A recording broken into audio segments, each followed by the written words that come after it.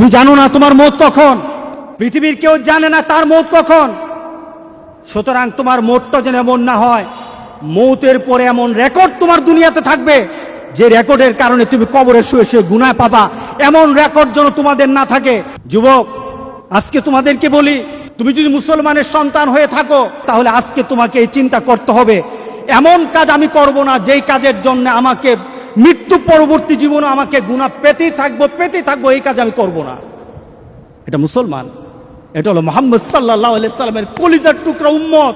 যুবক, তোমার জীবনটা যদি, তোমার চলাটা যদি কুরআন এবং সুন্নাহ অনুযায়ী হয়, আল্লাহর রাসূল আর নেককার বান্দারা যেমন সুন্দর মৌত পেয়েছে, রাসূল সাল্লাল্লাহু আলাইহি সাল্লাম বলেন তোমাদের মৌতটা তত সুন্দর হয়ে যাবে, তোমাদের মৌতটা তেমন সুন্দর হবে।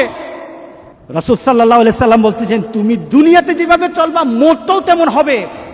কোন ধরনের খারাপই যদি তোমার মধ্যে থাকে, তুমি যদি খারাপ নীতিতে চলো, তুমি খারাপ দৃশ্য নিয়ে চলো, তোমার হাতে খারাপ থাকে, তোমার ঘুমের সময় খারাপ জিনিস তোমার সাথে থাকে, তুমি তোমার বন্ধু বান্ধবের সাথে যখন আড্ডা দাও তখন তুমি খারাপ কোন দৃশ্য নিয়ে তুমি কথা বলো, তুমি তোমার বন্ধু বান্ধবের সাথে যখন কথা বলো তোমার ভিতরে খারাপ চিন্তা থাকে, তোমার মনটাও তেমন খারাপই মত হবে। এরপর রাসূল সাল্লাল্লাহু আলাইহি সাল্লাম হচ্ছে তোমার মনটা যেমন তোমাকে উঠানো হবে ওই নীতিতে যেমন ভাবে তুমি মরেছো।